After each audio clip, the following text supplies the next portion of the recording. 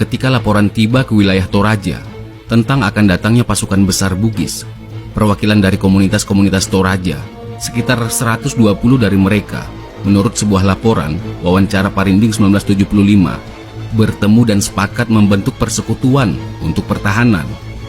Persekutuan ini kelihatannya mempunyai dua pusat, satu di daerah Rantepao dan satunya lagi di daerah Makale.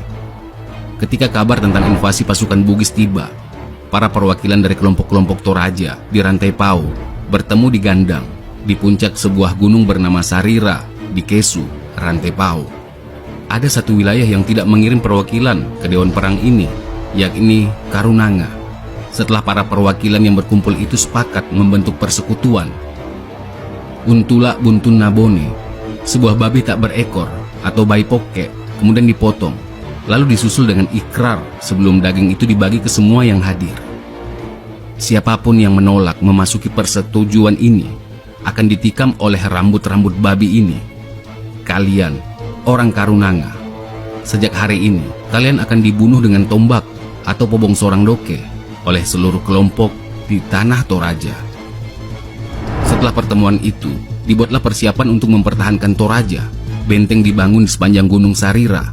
Di tengahnya, pasukan Toraja menanti. Untuk mencapai Toraja, pasukan Bugis dipaksa mendaki dengan satu baris, memberi kesempatan pasukan Toraja untuk menghitung mereka. Setiap serdadu musuh ditandai dengan memasukkan sebuah kerikil ke sebuah topi besar ala Toraja atau palo. Jumlah kerikil ini kemudian mengisi penuh 7 topi.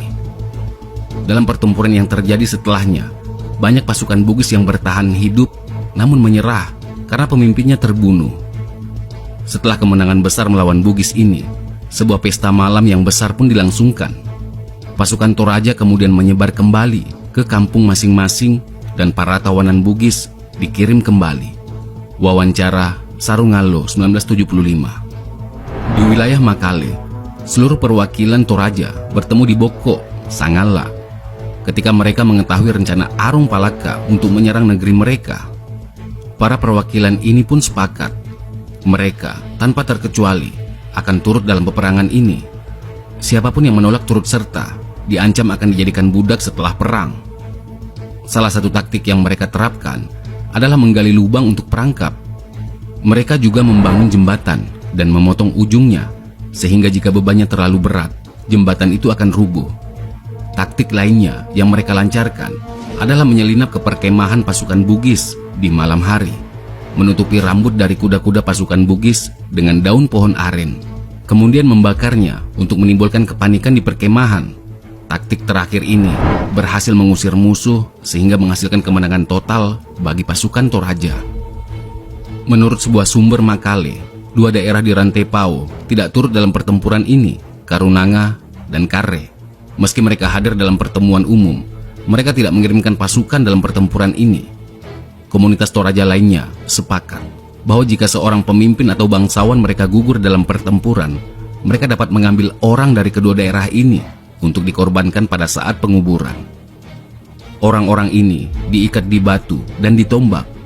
Karena itu, namanya Pobong Sorang Doke, yang berarti sasaran tombak. Praktek ini kemudian berakhir secara resmi pada tahun 1905. Wawancara Linting 1975. Selanjutnya, sumber Toraja maupun Bugis mengenang peperangan ini sebagai kemenangan besar bagi pihak masing-masing.